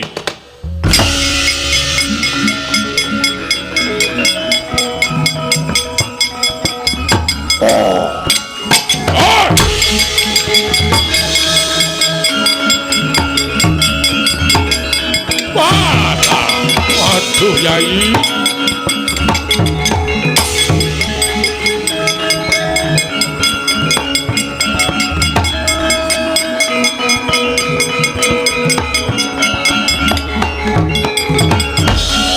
Koko Prabu ngaturaken panuwun dene paduka sampun saged ngluwari dhateng ingkang rayi tuwin kadang-kadang paduka anggen kula nggembudidaya supados saged kalaksanan kula menika ngluwari dhateng para Pandhawa menawi kula mboten saged ngluwari karan para Pandhawa tangeh kula badhe wangsul kados wingi uni wah Baladewa aku ngaturke panuwun yo Werkudara padha-padha Koko Prabu kula ngaturaken panuwun yo Arjuna tiba padha-padha ora apa-apa ya nyatanipun Kakang ya wis iso bali wujud kaya Nata Mandura ingkang sadurunge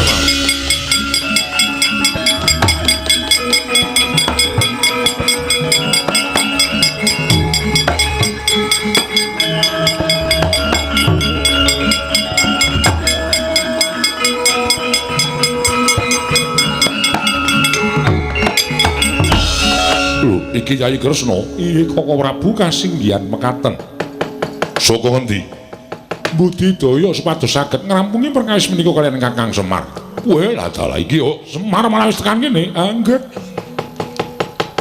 lah kok ora digawa karo ratu sing ngamuk ning Karang Kadempel mau kula budidaya supaya iso aja nganti kepikut dening Nalindra wau sabanjure piye Koko Prabu kula suwun Kyai Prabu Darmaksuma lan Werkudara menapa dene Janaka supados kadherekaken wangsul tawi kondur wonten ing Karang Kadempel lho ora ning Ngamarta ingkang badhe gadah damel menika Kyai Semar lah Siadi bakal tindak menyang endi lan apa ingkang bakal mbok tindakake kula lan Kakang Semar badhe ngupaya Nalindra ingkang sampun damel ribet kawontenan Karang Kadempel oh ngono inggih yo Kyai Prabu wonten dawuh monggo kula dherekaken kundur wonten ing Karang Kadempel monggo Koko Prabu sangan kene Koko Prabu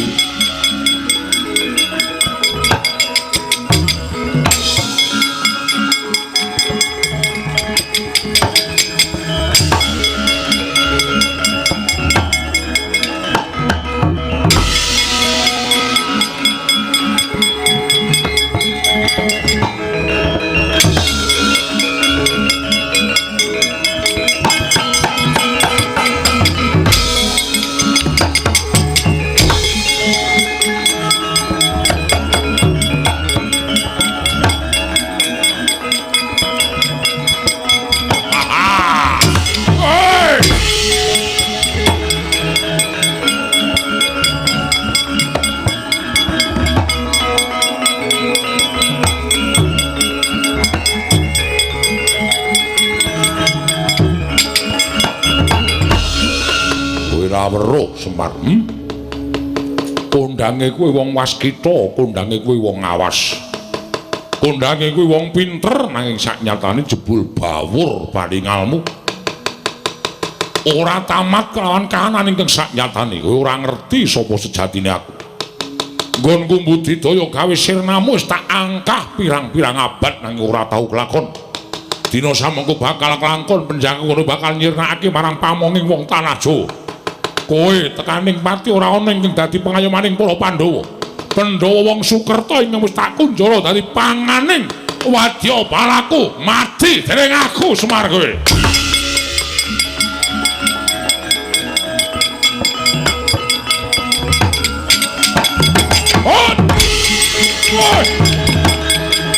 Edan.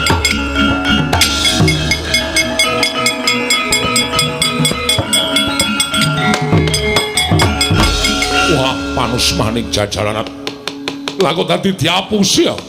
Semar tak pateni wujute sumping lombok abang cetha gaweane. Amuk legane atiku. Ya.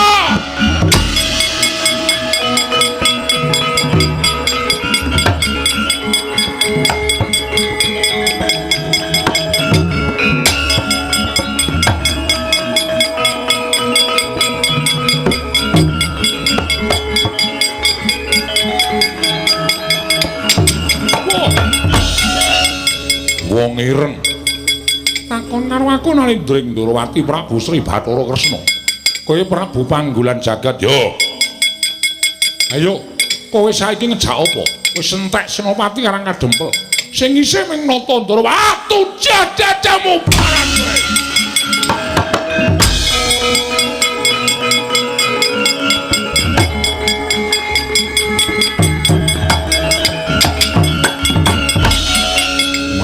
Ora tatanan gugu harepe dhewe ngino karo Prabu Panggulan Jagat Clorong Candra Wilayang ambuh sakenane sapa iki wah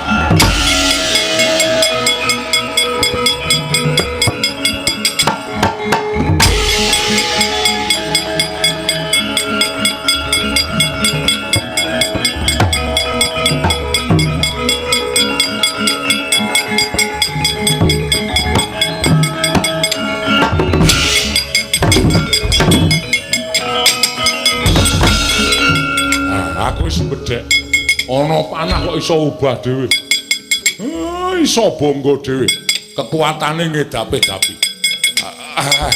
arep ngopo iki nek ora tak cekeli kenceng panah iki sajae kaya arep ora gelem tak cekel ora iso ayo arep ngopo lho lah kok dadi marangku dikane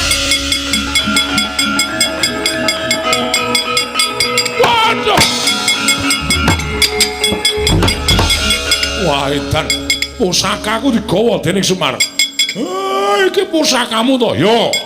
Candra Wilayang nyo tak balekke. Ayo.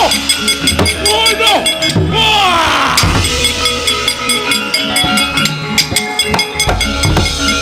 Tinujahaken wonten dadaning Sang Prabu Panggulan Jagat.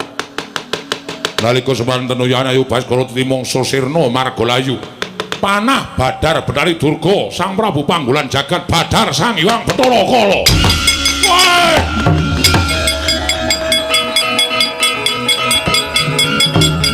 Atopan.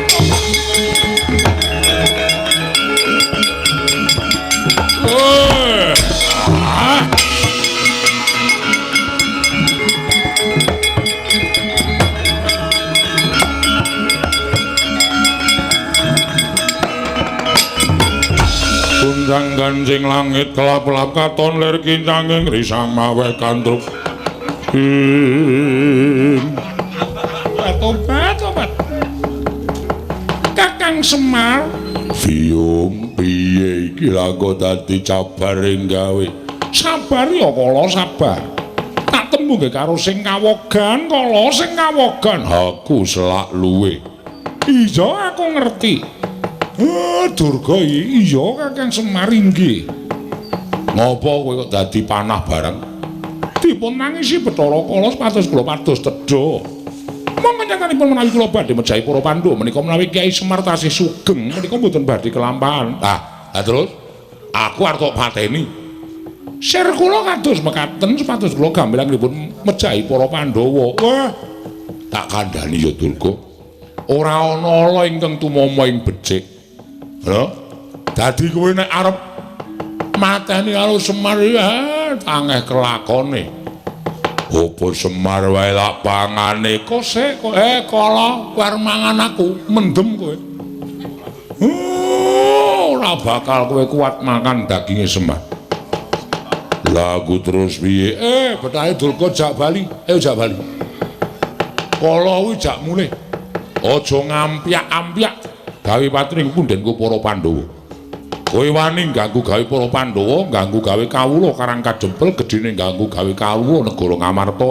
Konangan Semar malah dadi emput kowe engko. Inggih, ayo mulih. Wadya balamu jak mulih kabeh. Sing picak dijoroke. Atau batas digandeng, sing lempo digendong, sing bisu dijawil. Wadya balamu ganggu gawe dulur-dulurku kali nangka kene aku mbolo geni mungsuhe Semar. Nyuwun pamit Kyai, nyuwun pamit.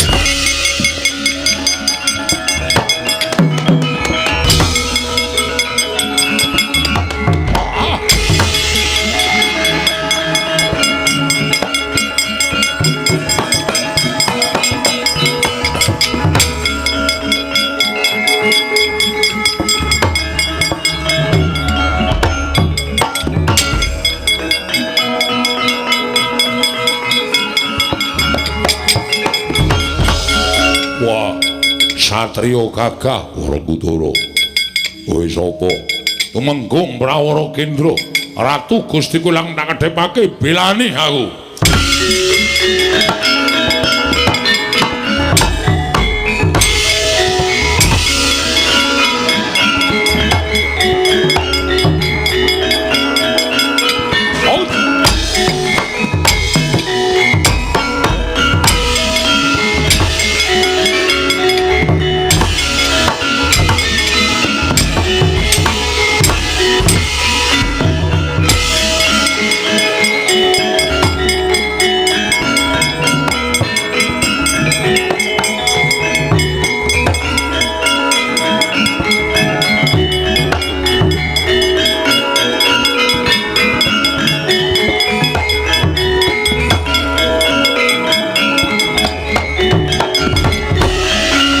Madangi jagato mungo-mungo sak pucak ing wukir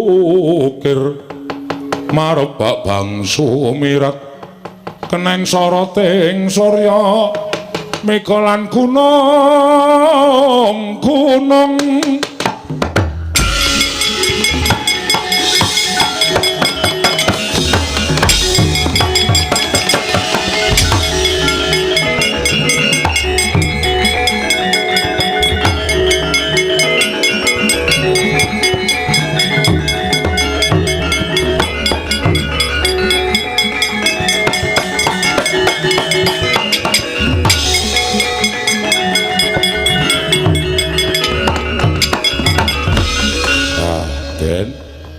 sedaya pun ketingal padhang.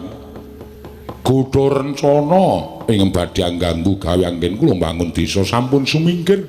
Awi tetunggalan manunggal Naya Narapraja Nayaka kan para kawula sengkut gumregut mbangun desa Karang Kadempel supados langkung rukun langkung manunggal mboten saged dipun pisahaken mawi menapa kemawon tentrem ayem nirbaya nirwikara durga mendhak kala sirna lan tansah nampi barokah ing Wang Mahanasa. Ya Semar purnaning gati sura sudrajane ingkang retsa brasta tekamping ulah Darmastuti rahayung sami makarya rahayung samya pinanggih Ndara.